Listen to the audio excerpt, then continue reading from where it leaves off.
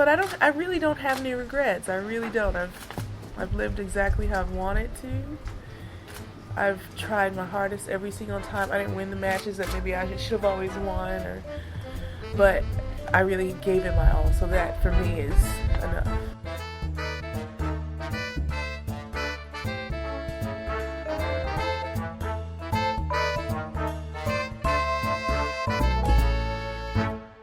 Hello everybody, welcome back to the Body Serve. I'm Jonathan.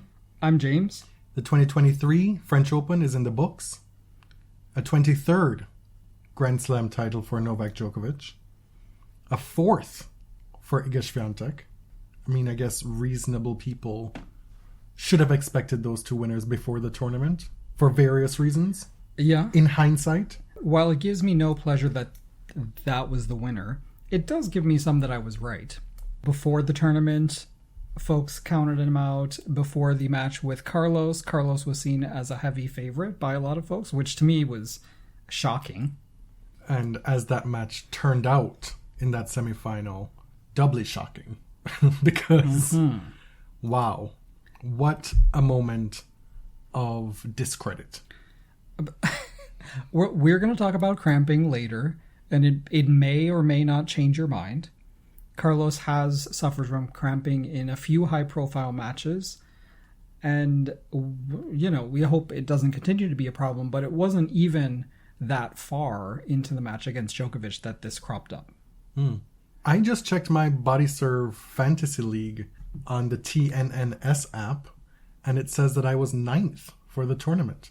Are you serious? Yeah, when you go on the league, it gives you, I guess, an average of the two, of your performance in the men and the women. And so my average is that I was 9th, which I will take every day of the week. Okay, it looks like I was 91st.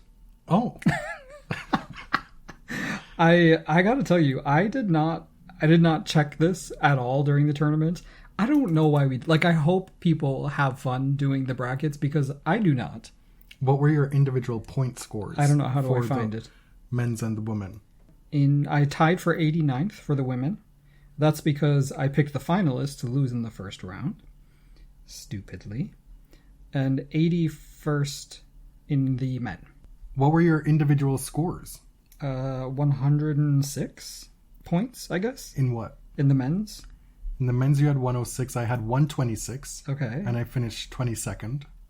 And then in the women's I got 89 points. In the women, I got 126 points and finished 8th. Okay, I don't even know what this means. I do know that in the women's, I guessed less than half of the matches correctly.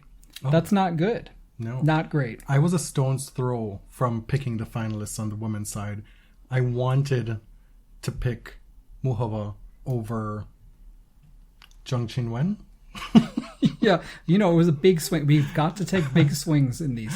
And then I was like, you know, on the preview episode, I said something to the effect of, well, what happens when Zheng Qinwen just decides that this is her time? And I was like, wow, I would look so prophetic if I backed this up. And instead you look pathetic.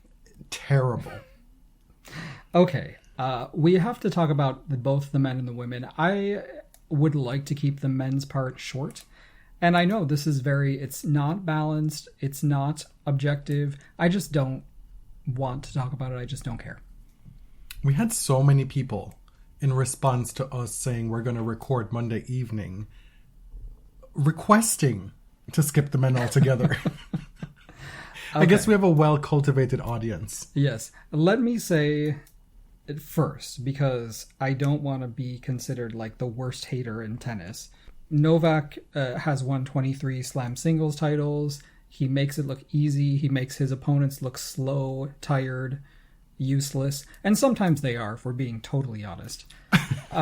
He is... useless. He's a master at his craft. There's absolutely no denying it. I'm not spreading any fake news here. However, does winning this tournament change the narrative about GOAT status?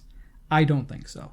Beating a Cramping player in the semifinals. Casper showed up for a set and then wasn't really a factor for the rest of the match. And this is what happens with dominant players. I mean, Djokovic can grind you down and make you look like you're not really trying. But I think a lot of these players they're not stepping up. And if we're being totally honest, the field, it's not that great. Well, we were told, and we told y'all at some point too, we bought into that it was the big three, sure, all those guys, and then Carlos was a cut above the next that are coming. And so I guess folks were looking to this tournament to be the evidence of that. Right. And what we saw on court in that semifinal was the complete opposite. And like, there's no doubt that Carlos is an incredible talent. A lot of players get past this cramping as they get older. It may not be a chronic thing. It was surely a disappointing semifinal. People were expecting a classic, and it almost, sometimes I enjoy, because I really don't like being beaten over the head with things like you are required to like this or you don't like tennis. I hate that shit, as you know. If you can't find the enjoyment in watching so and so play, then you're dead inside. Right. You are not a fan of tennis. Yeah, and like, so I'm done trying to prove that I'm a fan or that I love tennis or whatever. I like watching Carlos play. Is he my favorite player on tour? No. Is that a crime? Right, but we don't need to be giving all these caveats anymore when talking about Djokovic. If you've listened to the podcast for any extended period of time, let alone pandemic onward, you know the reasons why we don't fuck with that guy. Period. Right. That's not going to change.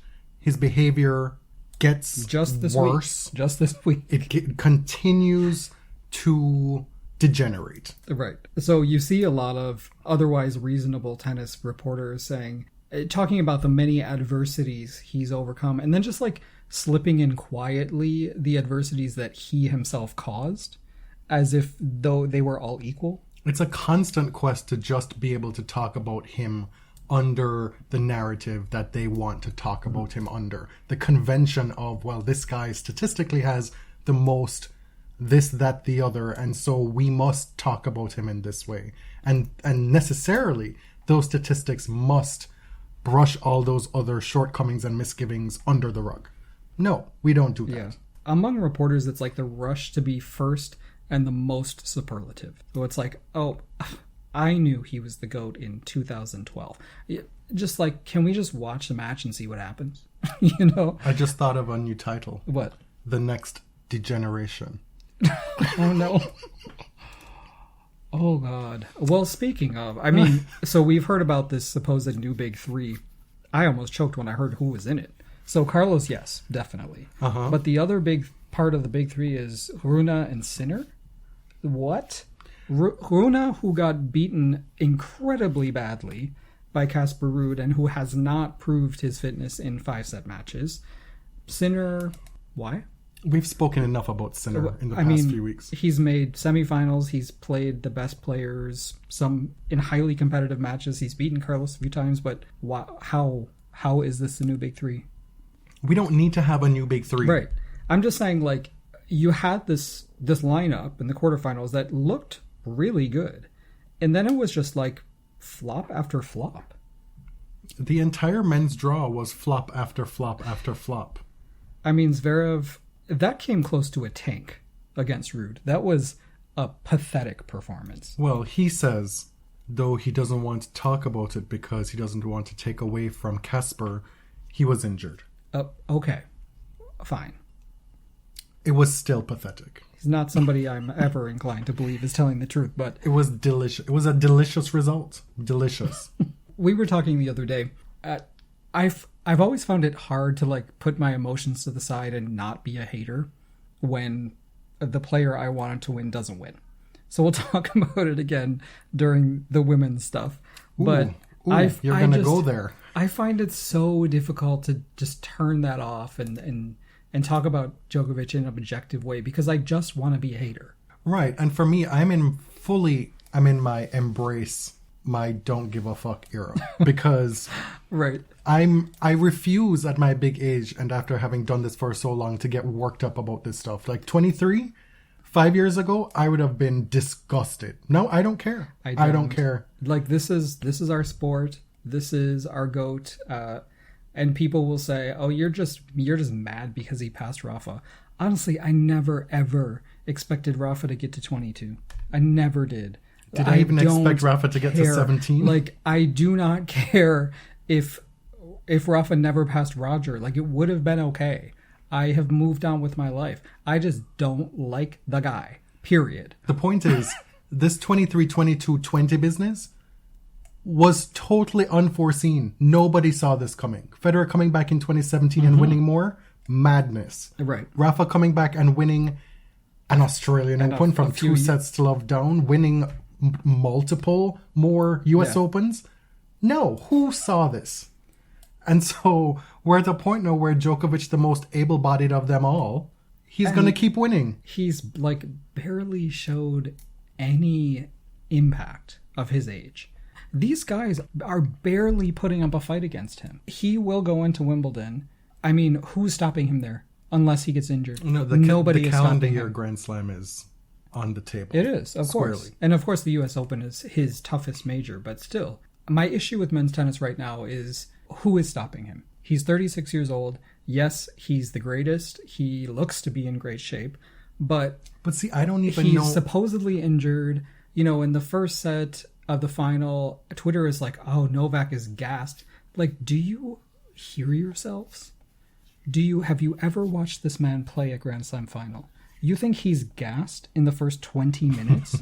I mean, I had to get off. Like, I didn't even want to watch the match at that point. This is what he does, okay? He may feel gassed, right? But we've also seen him play with opponents before. He did it to Andy Murray in the Australian Open. Okay. But I've heard you say many times now that he is the GOAT, he is the best on this show. And I don't even know that that's necessarily true. Statistically, he will be the best at the end of the day. But all these guys played through varying stretches of injuries where one had a clearer path to the rest of the field, the rest of the minions on the ATP Tour. Federer had a huge head start at the start of his career, still won some at the back end of his career. This is a purple patch era for Novak because, let's face it. I mean, if you're going to discount Federer's early dominance because of the level of competition, we have to be serious and say this is the weakest competition Novak has ever faced. Right. So my point is, it continues to be an uninteresting debate for me. Right. Because all arguments that are made are done in a self-serving way depending on which fandom you belong to. Right. And the way to rise above that is to rely on, well, let's go blanketly with statistics. Now, Novak has those statistics. So if that's what you want to do, I won't sit here and argue with that and discredit that. Those numbers are there.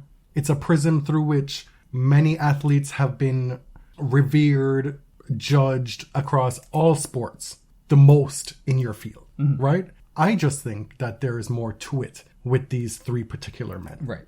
And as such, I'm not interested in the debate. Oh, okay. And that's the final word on that. I tasked you with researching Cramping because of this semifinal with Alcaraz and Djokovic. Right. And I sat there watching that match in disbelief that after 2 sets and a little over 2 hours, after having just won the second set to square the match, that this just all went to shit in a handbasket. Is that the expression? Hell in a handbasket.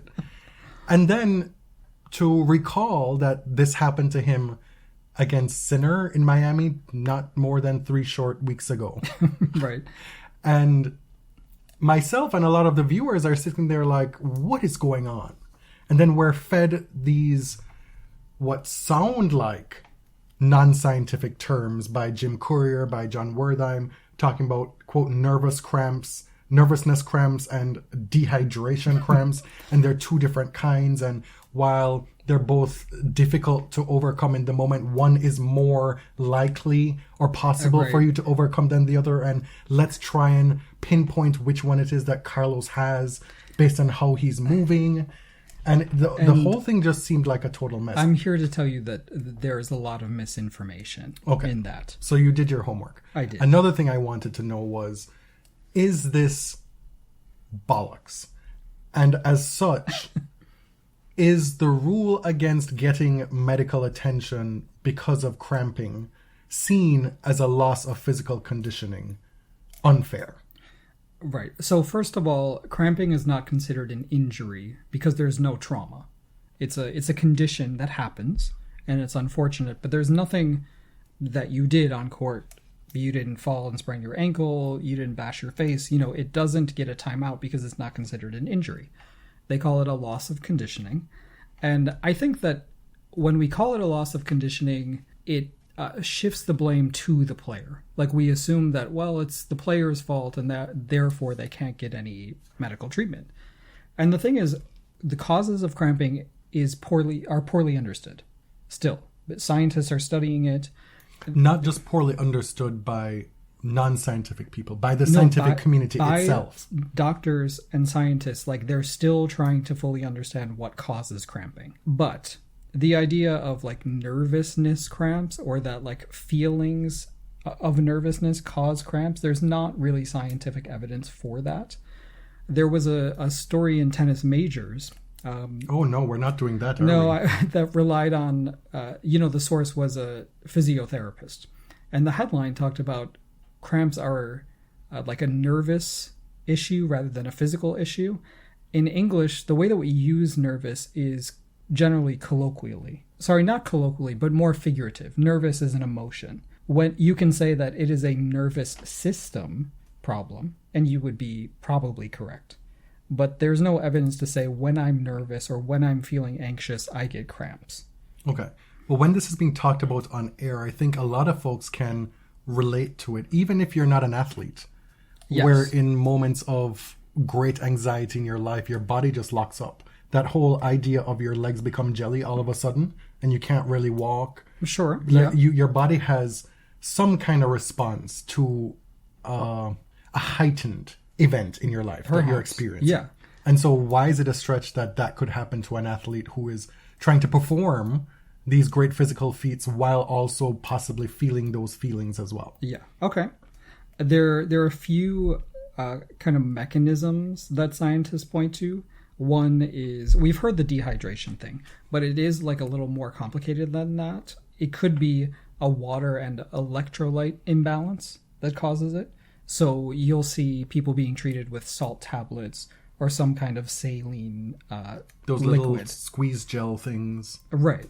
And that sometimes can have an immediate effect. There's also this theory called altered neuromuscular control theory. And what that means is muscle fatigue might be causing imbalance in the way that the nervous system communicates with your muscle receptors. Scientifically, it's called abnormal spinal reflex activity secondary to fatigue of the affected muscles. Poor conditioning can be a factor in this, but it's not entirely fair to say that cramping is always a loss of conditioning. There are instances where athletes will cramp because maybe they trained in cooler temperatures and now they're overexerting in hot temperatures, but that's not always the case. The thing is, cramping is unpredictable. Scientists don't have a full understanding of what causes it, and there's no prevention strategy or treatment that has been proven consistently effective. The human body is a weird thing. It's unique to everybody. So one person may be susceptible to cramping, even if they're fully fit, they train correctly, they're stretching before matches. Sometimes it just happens. So when I'm sitting there watching this match, and I'm tempted to think, wow, this is such a colossal lack of preparation on the part of Carlos's team to have gone through that in Miami and then still be in this position again just a couple months later. Am I then being unfair in thinking that? I think you're being presumptive. What about the other thought that, fine, this is not something he can control at this stage of his career, but his response to it certainly is. Because the other part of watching that unfold was he didn't seem to be drinking anything. He didn't seem to be taking in any fluids. He didn't seem to be actively responding to what was going on to try and make the situation better, given that he had just gone through it. The whole thing was completely perplexing and wrapped up in this vortex of frustration. We have this huge top billing match, the first time they've ever met in this kind of scenario, with potential history on the line, and this is how it goes down. It was completely defeating to watch. Yeah. I think it was frustrating because it felt like his team didn't give him the tools to handle this in the moment. And of course, it's such a stressful and devastating thing to have happen in the middle of this match where you have a real chance. You've won the second set. But no, there are some things, like some studies say that immediate stretching can alleviate the symptoms. Of course, like the saline tablets or solution or whatever.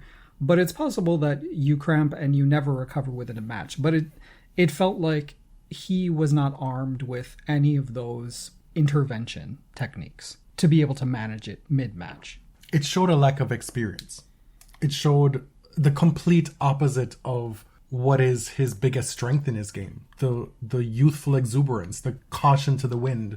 Here, it seemed like a lack of preparation and deliberateness kind of undercut him. So I think you are not hearing the science.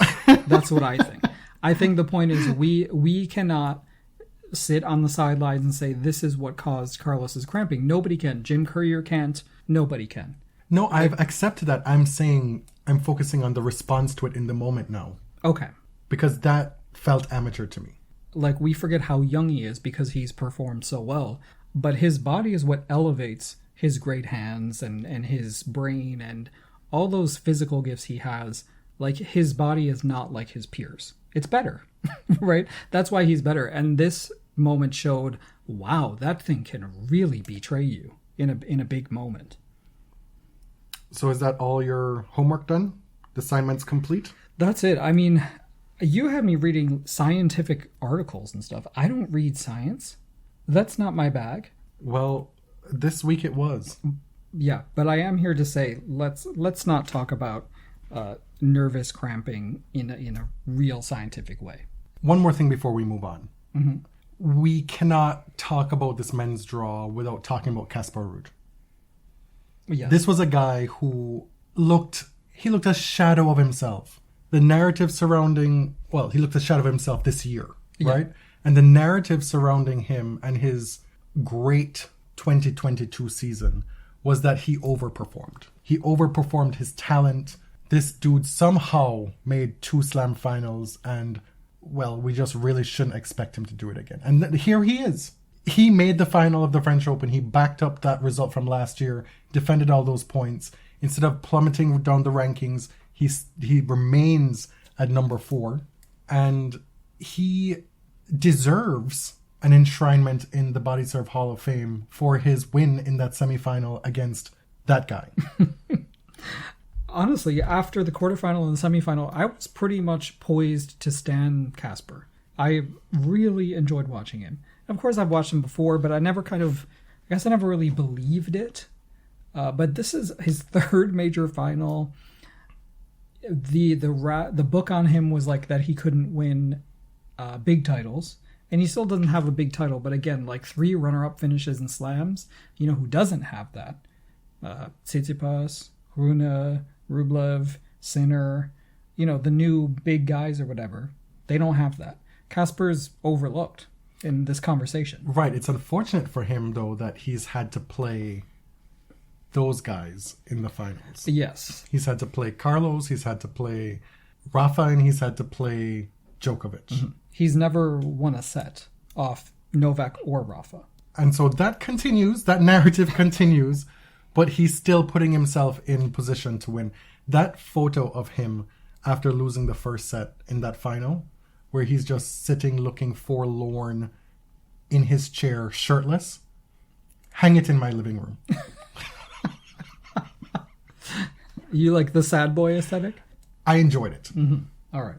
To put a wrap on the men's event, 23 for Djokovic. 3 times now he's won each of the slams at a minimum.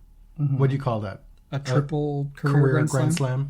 TB12 was back at number 1. Back at number 1. That's another thing that happened. Okay, great. Anyway, TB12 and Jelena Djokovic. What do you think they were talking about? 5G. Like, I would pay not to know what they were talking about.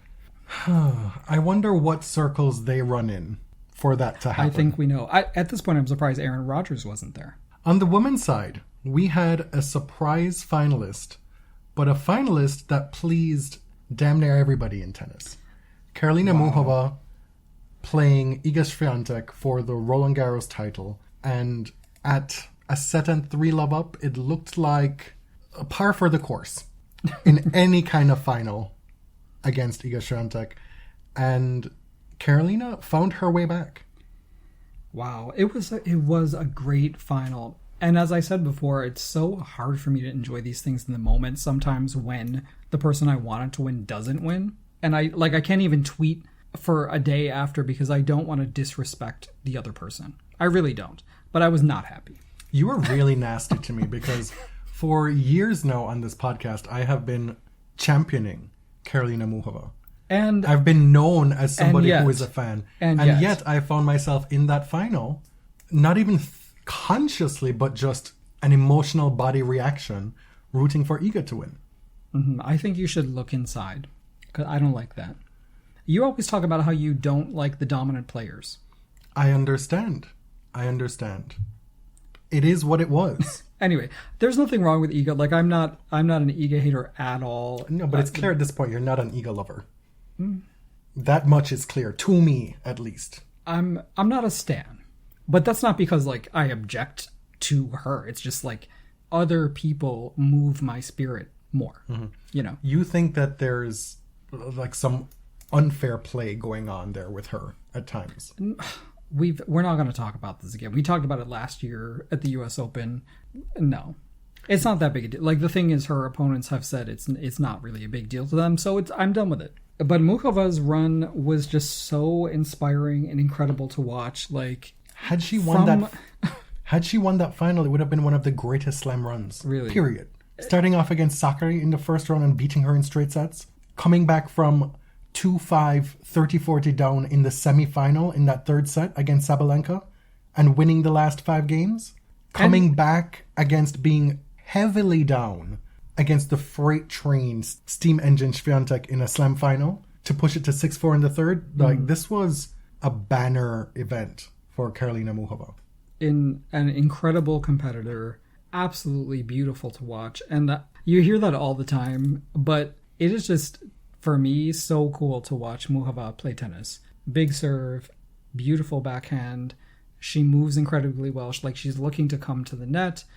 These textbook volleys on clay. And there's just so much creativity to the way she plays, but it feels contained. Right, but the shot that almost turned that final on its head was the forehand down the line. Like a bullet from a gun. On the run. Craziness. That was my favorite shot to watch in that final. And I feel like we do a disservice to the totality of her game by just relying on her variety. She has serious power. Yes. When she needs to. The same way that I think people look past Iga's speed as a weapon. We tend to reduce a player to one aspect. Karolina's variety, for example. Iga is one of the quickest players out there. She covers the court incredibly well. And then, and then she can do all that on both sides. I think Iga's biggest asset is her footwork. Not just her speed, her footwork, what she does on a tennis court to get herself into position. Nobody's doing it like her. Right. Period. This final was so exciting, and to me, of course I wanted Muchová to win, but Iga's just head and shoulders above everybody on clay. It makes sense that she's won her 3rd Roland Garros title, and I just wanted to see her fight. I wanted to see her challenged, and we saw that. We saw somebody look at Iga down a set and 3 love, right? And say, I think I can still do this. And she wasn't that far away. She was up a break twice in the 3rd set. Karolina showed that Iga is not unbeatable here. She didn't beat her, of course, and I think Iga showed some nervousness in the 2nd set. She started making errors, but in the 3rd set, when Karolina started with a break at love, then a hold at love, including 2 aces to finish the game, Iga didn't back down, right? Her nervousness sort of seemed to dissipate, and she started fighting. And I gotta respect that. I wanted a different outcome, but I really respect the way that she played that match. There was this Muchová origin story going around on Twitter. Diego Barbiani shared it, and it was from a story from isport.cz, like a Czech sport website. Did you just say Z? Z. Wow. We're in Canada. Wow. I'm saying Z. Back in 2019, when Lucy Savajova was about to retire, the Prague Open wanted to give her a wild card, and it would have been like her farewell. But she felt that she wasn't in shape, like she was injured, and she wanted this wild card to go to Karolina Muchová, who at the time was ranked 106th, but Karolina impressed her in Fed Cup. So Muchová got the wild card. She beats the qualifier, Iga Swiatek, in round 1. Oh. And then reached the final. Her first WTA final, lost to Jill Teichmann. And all of this kind of set her on course. It raised her ranking. It guaranteed her a place in the Wimbledon main draw. And that's where she reached her first Slam quarterfinal. Just another story about how generous and kind Savajova is. Like, you hear so many stories about this. But here we are. Like, we're full circle. Muchová beat her on clay 4 years ago. And now Iga Swiatek is the best player in the world. But not by much in the WTA rankings. Right. Because the number 1 ranking was in play big time at this tournament. It was. If Aryna Sabalenka made it one round further than Iga, she would have taken the number 1 ranking. If they had met in the final and Sabalenka won, again, she would have become number 1. Sabalenka had a pretty interesting Roland Garros, wouldn't you say? She reached the semifinals. I mean, she looked to be in pretty dominant form for most of it, but up 5-2 against Muchová, it just has to be seen as kind of a choke. It absolutely was a choke. Yeah, and I don't like to use that word, but it was shocking. Before we get into that, to wrap up what Iga has done here, this was her 14th WTA title, her 4th Slam. She's 14-4 in WTA finals. Would you hazard a guess as to the 4 women who've beaten her in a WTA final event? Polona Hercog. How do you know that? Remember, it's like a trivia question at this That's her point. very first final. Yep. Barbora Krejcikova. Correct. That's the second one, October 2022. Yeah. Aryna Sabalenka. Aryna Sabalenka is the other person. Barbora has done it twice. Yes. Okay. Barbara did it in Ostrava last year, again this year in Dubai, and then in Madrid this year, Sabalenka beat her. I got them all. You did. I'm actually very impressed. That Polona Hercog one I pulled out of my hat. Huh? I remember at Coco Gauff's breakout Wimbledon, she played Hercog as well. Speaking of Coco Gauff, that's where Iga's tournament really ramped up. In the quarterfinals, playing Coco Gauff, again a straight sets win, 6-4, 6-2. In the semifinals, Iga had a stern test, straight sets, but a stern second set test against Bia Haddad Maia. Yeah, over 2 hours in straight sets. She threw everything in the kitchen sink at Iga in that second set. The quarterfinal lineup was excellent. We got a rematch of the final in Swiatek Gauff, Haddad Maia Jabeur. Beatriz had never made it, past the 3rd round of a major? And here she is, making the semifinals, knocking out on Jabeur, one of the most talented players on clay. Muchová versus Pavlyuchenkova, runner-up 2 years ago. Very unlikely that she went this far. And then Svitolina Sabalenka. Again, Svitolina in one of her first tournaments since coming back from maternity leave, having won Strasbourg. And this is where we'll break off into the Sabalenka portion of the episode. We recorded our mailbag episode that we're going to release while we're on the road. We did that on Thursday. So that's already in the can, and it'll be out in like a week or a little over a week, right? We got a lot of questions about Sabalenka. A lot of questions about this French Open with respect to the women's side. Svitolina, Sabalenka, the whole 9 yards. You watched it, right? So we did not use those questions for the mailbag episode, and instead we're going to insert them here into this agenda. Let's first talk about the incident at the end of the Sabalenka-Svitolina quarterfinal. This went viral like everything did about Sabalenka this tournament. Aryna went to the net, as you do, after a match, but knowing that Svitolina would not shake her hand. So a lot of people were very upset. They felt it was a provocation because, of course, Svitolina then got booed because Sabalenka's at the net. Svitolina ignores her and goes to the umpire. This after Sabalenka had gone through the whole quote-unquote ordeal and the blowback of participating in an altered press situation. Right. This is after Dasha Kazatkina showed us the blueprint of how to handle this as a Russian player. Thumbs up. She walked over, she acknowledged her opponent, she gave a thumbs up. She knew a handshake wasn't coming, but she paid a lot of respect. Elina Svitolina did not miss it. She said in press, my initial reaction was like, what are you doing? Because in all my press conferences, I've made my position clear. And then she goes on to say, I made multiple statements that I'm not shaking hands, and she played Marta as well in the first round, so it's quite simple. Arena was asked about it, and we'll talk about the press situation in a moment. And she said, I don't know. It just was an instinct like I always do after all my matches. And I don't know. I'm not in her head. I don't know what it was. Right, but it's becoming way more difficult to give her the benefit of these doubts. Right. We were so measured on our last episode when talking about Sabalenka. I tried to we be. could have gone off, right? But I saw this, and I was like, are you fucking kidding me? Everything subsequent to that has been worse and worse. She then goes to Instagram. Roland Garros shared a photo set of Arena's win. It says Sabalenka moves on. And then some guy named John Russo Photo comments, the level of disrespect from Ukrainian players is shocking. This only makes them look bad and sends the wrong message. It's not a political arena, it's a tennis arena. Bravo, Sabalenka Arena, for always being a class act. ... And Arena responded with 3 hearts. Like, what are you doing? I understand this guy complimented you, but you just reacted to a post that said the level of disrespect from Ukrainian players is shocking. What are you doing? This after she acknowledged that she didn't expect anything different from Kostyuk in the first round. Mm-hmm.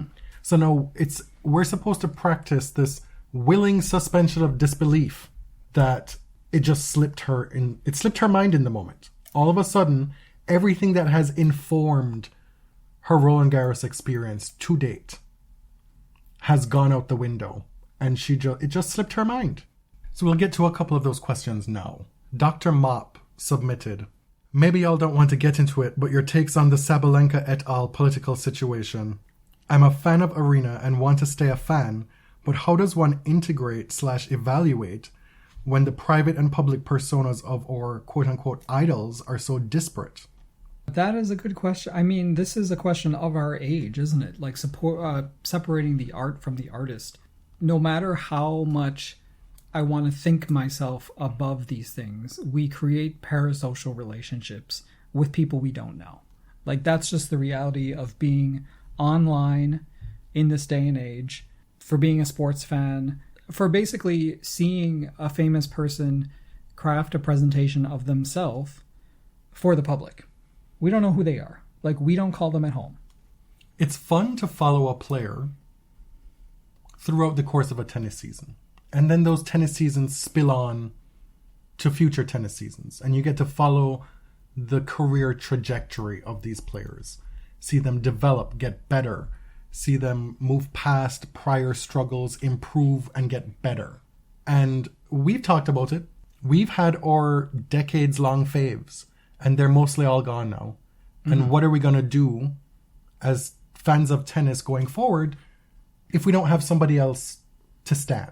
Who are we going to stand next? We've had those discussions on the show. Okay. And so I can imagine how when you find somebody and you commit a year or 2 to following them and you think you're at a place where I'm so glad I have this person now, I can just sit back, plan my schedules around when they're playing and not think too much about it and just enjoy it. And then something happens to upend that. And that's where that conflict, that internal conflict comes in. Yeah. And I talk to so many people who are like more casual fans of tennis, and they find out, oh, that guy did that. That guy's being taken up to court for domestic abuse. Jesus. And it's like, every time I want to support someone, this shit comes out about them. And so, I don't know, like, none of us is immune to this. I guess you set up standards for yourself about the things that you will tolerate. For example, I would never support an athlete who supported Ron DeSantis or said things that were openly racist or homophobic. I draw the line there. But have my faves said or done things that have been objectionable to me? Of course. Rafa has said things that I found sexist. Serena has said some... the shocking thing she said about the Steubenville rape survivors. That was really bad. Some of the associations that Venus Williams has. Right. And so I guess I've decided that none of those things is big enough for me to stop standing. But there have been. And we've also just lived through the last 3 years where the most public example of this is how Novak Djokovic made his way through a COVID world. From being a vaccine denier to trying to play Australia under the cover of night. All those things. And we saw very publicly a lot of Djokovic fans try to come to terms with that. Some jumped ship. Some wrote very public paragraphs, essays. About kind of the moral dilemma they were in. And some have come right back on board afterward. Is it just a matter of taking a break? Taking a timeout? Do you care what other people think about your fandom? You know, like, these are all things you have to consider. And for some people, it radicalized them further. And this is what happens. Right? Oh, it sure did. There are a few people who were fans of the show back in like 2015, 2016. And then you somehow happen upon their Twitter page in 2021. And it's like, what happened? I mean, we've not related to us, but we've seen fans of certain people become like full-blown conspiracy theorists. Anyway, I'm not going to get into it, you know, but I don't know the answer. I don't know if it's like, is it the chicken or the egg? I never really responded to Novak because of what I knew about him, and therefore I wasn't a fan when he did the whole anti-vax thing, so I didn't have to reckon with it. If I had been a huge fan, would it have changed my opinion? I don't know. Like, well, who knows? I didn't live through it. Well, I would hope so. But fandom as it exists and standom as it exists on that heightened level is a little bit different from trying to stay on board the Sabalenka train. Okay, fair with those considerations. Yeah. With Arena, I think, I don't know. You have to use your best judgment. On the last episode, I talked about how I don't know even that she's guilty of anything. Like, I didn't want to assign guilt in something I didn't fully understand. Like, I don't know her heart, right? But if you're seeing this evidence mounting and you object to her behavior, then, like, that's your prerogative. Initially at this tournament, she refused to answer questions about the war, saying that she had already spoken on that. And then she didn't go to traditional press. This makeshift press situation was set up for her. Eventually she comes back to press and she answers a direct question about the war and Lukashenko. She says, quote, "I'm not supporting war. I don't want my country to be involved in any conflict. I said it many times and you know where I stand. You know, you have my position. You have my answer. I answered it many times. I'm not supporting the war. I don't support war, meaning I don't support Lukashenko right now." But that was the most unequivocal she's been. It was, but that right now at the end did a lot of heavy lifting. Sure, but she was asked many times, do you support the war? And said, no athletes support the war. You've asked me a million times. My thoughts are on the record. This, to me, was the most straightforward she's been. We got another question about this. This was from Human, Not AI. Will Arena's no press strategy continue? What's the end game there? In particular, that it's very probable she will be number one. If not, during this tournament, possibly shortly after. She's still close, of course, to number one. The responsibilities are different. So she did this makeshift, like you said, this press engagement. We were told that it was with reporters handpicked by the tournament. It was reported that it was actually just with one WTA representative. So it was a PR exercise. There was a lot of Alina Svitolina asked publicly why was Naomi Osaka fined for skipping press, and this is okay. I would ask the same thing. Again, I said on the last episode, I hope that means the French Federation has made progress. But I actually don't think they have. Right, but if we're being charitable, this is what progress looks like. Right. And we talk about this all the time. People who are resentful of people who've come after them reaping the benefits of new policies that they themselves weren't able to benefit from and thus struggled, right? We see it with student loan forgiveness. Right. And of course, it's inherently unfair. Yes, you were treated unjustly, but you hope that in the future someone else is treated better. We see it with a lot of elder gays. Absolutely. Back in my day, we did our struggle, this, that, yes, and it is incumbent on us to honor the struggle of our ancestors.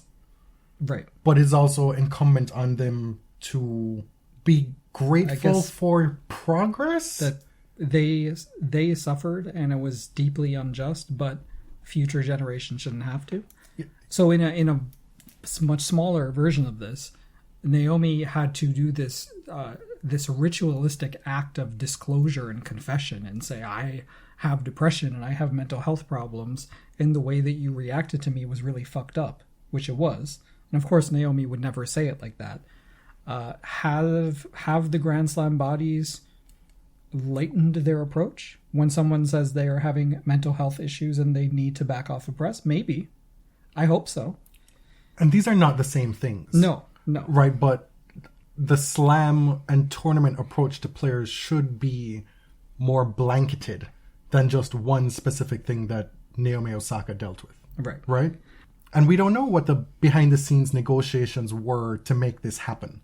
Like, maybe the WTA was heavily involved. Maybe it was the FFT. Who knows? Right. The WTA clearly has a conundrum on their hands, a PR challenge, I would say, with what happened with Sabalenka at this tournament.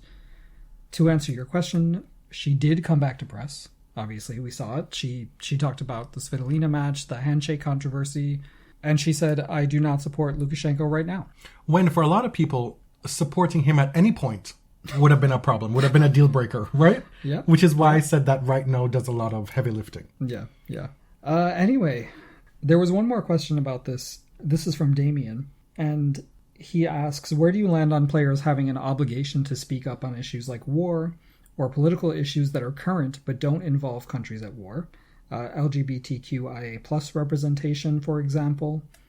Obviously, sport is political, but should we in all instances hold players accountable for failing to take a clear stance on events/wars that involve their countries? At what point do players stop getting our grace, and at what point do we begin to expect them to have a voice? It's a complex question, and I want to start by saying the playing field will never be equal.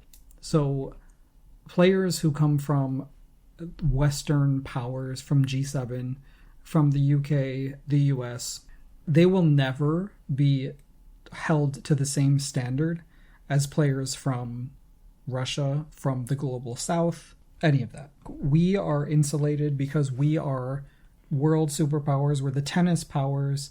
We control the strings, everything. So when the US invades Iraq or Afghanistan, American players are not held responsible for it. They're just not going to be. And that's the honest truth. But do I think that players should have to answer for that? Yeah, I think they should. Or even if it's not that they should be made to answer for it, is it a problem if they are asked? Right. Because this question operates or exists against this current cultural backdrop of these questions being gotcha questions. And while, yes, it is a known fact that inherently the current state of journalism is for clicks, by and large. Right. And so there's no getting away from that. And a natural byproduct of asking these types of questions is that responses and the subsequent headlines that are generated will get clicks. Mm-hmm. But that doesn't mean that players should or shouldn't be asked, in my opinion. You know, for me, it's It's just part of the process. Yeah. The Yahoo Sports, the Tennis Worlds, I won't list them all, they are going to misrepresent what you say, regardless of what you say. So for top players, I would recommend they get a really good agent and PR representative to essentially craft their answer. Or just start reading books. Sure, that too. Yeah, if you're it's inclined. It's always good to educate yourself, be a more worldly person to know what's going on around you. And some players will definitely do that. But for the players who are not interested in politics and feel it's unfair they're being asked this question, just get really good advice. Or if you're Stefanos Tsitsipas, just ask ChatGPT. That was so good. Oh my God. Stefanos using AI to send a congratulatory message to Novak. It's giving I know I should say something, but I also don't really care that much. Well, he was busy. He didn't have time to actually sit down and do it. Literally. Because he's in the midst of a whirlwind social media romance. He was in the pool. He was dancing. He was in the gym. He was in a Greek restaurant. He was breaking plates. So to answer your question, I don't know if it answered your question. I tend to believe that the personal is political and vice versa. I actually do care about players' thoughts and feelings about this stuff. Yes, it is inherently unfair, but I don't think it's unfair to ask the question. Especially when one of the tenets of this show in particular is that sport is necessarily not free from politics. Right. And going back to one of the previous questions, I guess you have to create your own standards for what you'll tolerate. And built in is the understanding that people are human and sometimes say things that you don't agree with. And sometimes they say things that they regret, and we have to have a level of forgiveness for that stuff. You kind of decide what you're willing to forgive.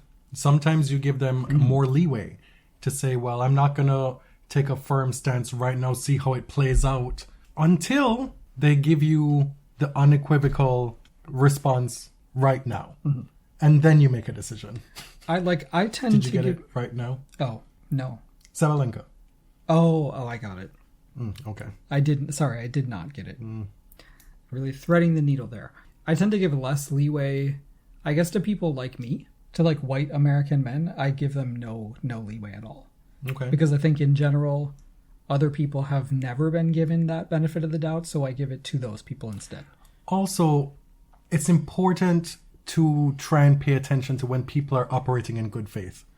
Yeah. Because it's fine if you don't have all the answers, but that just means that you take steps to engage legitimately. Instead, you have people whose responses are, well, you should educate me then. If I don't know this, you need to tell me. And then even if you do, then it's undercut at every step. You know what I mean? At this point, unless you're just graduating high school, you should be able to tell when somebody's operating in good faith with you. Yeah. And so that's where we are with interacting on social media right now. We basically do not respond to anything on Twitter. No, they always say, this was a Mark Twain quote about arguing with fools.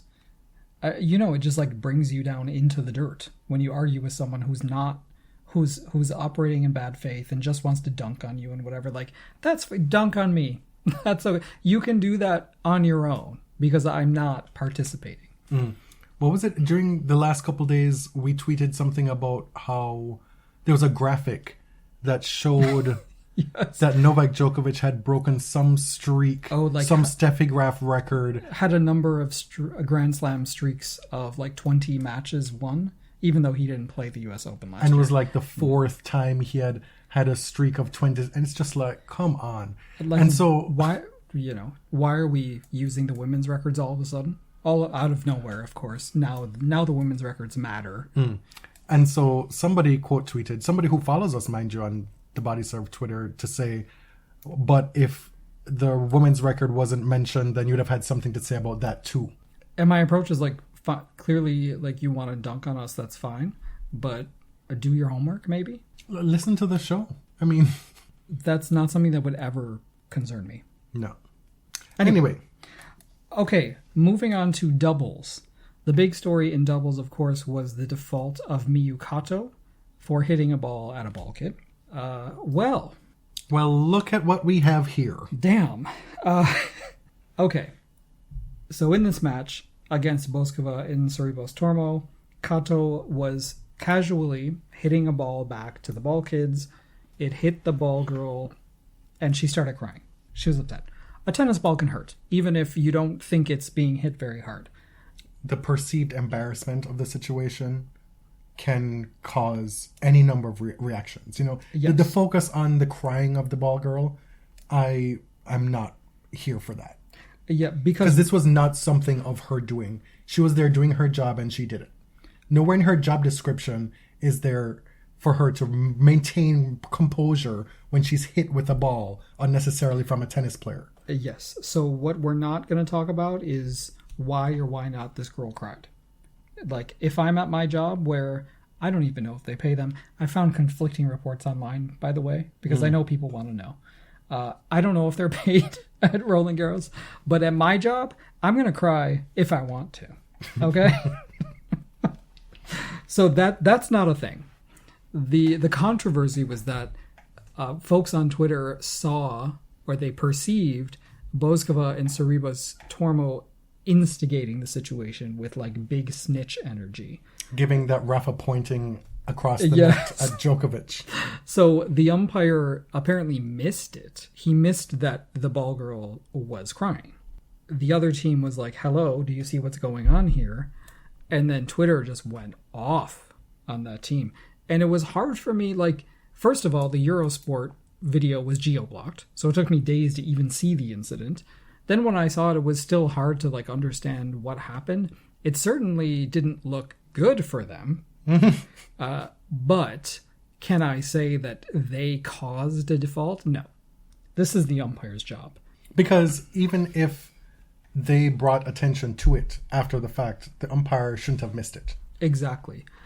And the rules are very strict in this case. And they're very strict for a reason.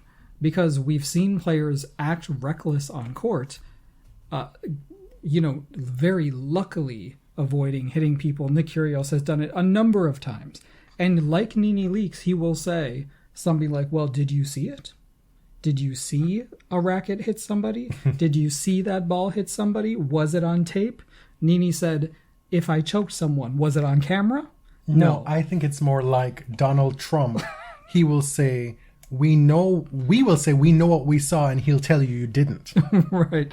So just out of sheer luck, a lot of players have reacted in rage, which Miyu Kato did not do, have reacted in rage and just happened not to connect with a human being. Like, this is somebody who does not have a huge profile in tennis. Somebody who has not made millions of dollars in tennis, and yet still managed to handle this situation with the utmost grace. Yeah. So I'm not prepared to say that the default was unjust, because I support the rule being very strict to prevent these things from happening, even if it's accidental, totally unintentional. That rule is there for a reason. I think once the umpire kind of caught up to what was happening, his hands are tied at that point. For me, the bottom line is it was unfortunate. It for was many people yes. involved, but the decision, I'm not going to argue with it because it's there with good reason, like you said. Right. This is in the Grand Slam rulebook under the Player Code of Conduct. If you're interested, it's Article 3, Section T, that says the referee, in consultation with the Grand Slam Chief of Supervisors, may declare a default for either a single violation of this code or pursuant to the point penalty schedule set out above. The preceding sections list off all the different reasons you can get a code. Ball abuse is one of them. And in this case, the umpire decided that the single violation was enough for a default. And listen, like, you're protecting people on court who either volunteer or get paid to be on court. They're not getting paid to get injured at work. So again, it was unfortunate. Kato handled the entire thing with so much, just so much maturity. thanking people for kind of the outpouring of support. And then look what happened. Just a few days later. Goes on to win the mixed doubles title. Because the really seedy part about what happened here for Sorribes Tormo and Boskova is that they were seen to have been taking money out of people's pockets. Right. When you get defaulted in this situation, you don't just lose that match. You lose all the points and the money that you've earned at this tournament up to that point. Right. What I want to know is, where does that money go now? Back into the bank account of the tournament. Interesting. And when you're looking at double specialists here, that's really bad form. Right. So for a lot of people like this, now you've paid money to come to this tournament to earn nothing. So it's a big loss. But here she is in the final with Tim Puetz, beating Bianca Andreescu and Michael Venus for the mixed doubles title. A pretty great doubles tournament for Canadians. The other result is that Leylah Annie Fernandez and Taylor Townsend were the runners-up in women's doubles. And who did they lose to? Back in her fourth event, after disappearing from the tennis circuit, Xie Sui wins the women's doubles title and pockets a cool €300,000 plus right. for her troubles. She wins with Wang Shiyu. This is Xie's fifth major title, her second Roland Garros title. They actually lost to Fernandez and Townsend earlier this year. In Madrid. Xie was partnering with Stritseva at the time. And this is Wang's first time past the second round in any major doubles tournament. She won 2 doubles majors as a junior, but this is a massive result for her as a pro. After the match, Leylah Fernandez was inconsolable. She was very distraught. Mm-hmm. And there was Taylor Townsend to pick her up. Pumping her up. This team is so exciting. They are so fun in press. Their sunglasses, just the way that they talk about each other. Leylah said, I don't think we ever talked. We never talked to each other before we partnered. And Taylor was like, no, I never talked to her. I was like, I don't know this girl. But you just get the feeling that Taylor is like this supportive older sister who will tell you the truth when you need to hear it. She's been through some things. Yes. Now, so Leylah has rehabbed her doubles image here then. Didn't she catch a case Oh my in God. Cincinnati? At the US Open. Or US Open? Because the napkin. Yes. Oh, man. But this team, look at this team. They beat the 2022 runners-up, Goff Pagula, one of the best doubles teams out there right now. Beat them pretty easily in the semifinal to reach the final. And then in men's doubles, Ivan Dodig and Austin Krajicek beat the Belgian team of Vliegen and Gilles 6-3, 6-1. Austin Krajicek, who's an American, will actually be the #1 men's doubles player for the first time. This team had championship point last year, but eventually lost to Roger and Arevalo. Yeah, and Dodig himself is now a 4-time champion at Roland Garros. And he had thoughts about the treatment of a 4-time champion at Roland Garros. This was in the trophy presentation. He talked about how the French Federation has been treating doubles players badly, that he was a 3-time, now 4-time champion, having to take a taxi to the site every day, showing up late to his warm-ups. You know what happens when you're late to a match. You could get defaulted, if it's that serious. And then he showed an Instagram video after winning, basically walking down a Parisian highway, trying to avoid cars, walking back to his hotel. So let's listen to him. We got audio? No, I mean, okay. Listen up, guys. He was telling the truth. In juniors, I know we never talk about juniors, but this is exciting. A team of Black American young women won the junior doubles title over the #1 seeds. Tyra Katarina Grant and Clairvy Ngunoue, I believe that's how it's pronounced, beat Korneva and Saito to win the junior doubles title. Korneva won the girls singles title. And Clairvy Ngunoue, who is, she's from Washington, D.C. Her parents are Cameroonian. She's now the #1 ranked junior. And she also won the girls' doubles title at the Australian Open last year with Diana Schneider, who's now a successful college and professional player. Clairvy is part of this up-and-coming kind of rock star class of Black American players from Washington, D.C., or from the DMV area. Francis, Robin Montgomery, and now Clairvy. You wanted to make a note here about the wheelchair singles result. Yeah, Roland Garros expanded its wheelchair draw this year to 16 for the first time, and the Dutch player Didi de Groot wins her 10th straight major singles title and 18th major singles title overall. In the first round, she actually recorded her 100th straight match win. You'll remember that Esther Vergeer, another Dutch player, was the most dominant wheelchair player in history. Her countrywoman is potentially coming for those records. And then on the men's side, the three-time champion Alfie Hewitt from the UK lost to Tokito Oda. At 17 years old, Oda is now the youngest man to win a slam in any discipline. You mentioned Tsitsidosa. That's what they've called themselves. That's great branding. Is it better than Gem's Life? No, God, nothing's better than that. That's such a great name. Tsitsidosa, a few people asked us to share our thoughts. I am in my 30s and gay. Late 30s. And I'm staying out of straight children's business. Good for them. I support it, if it's real.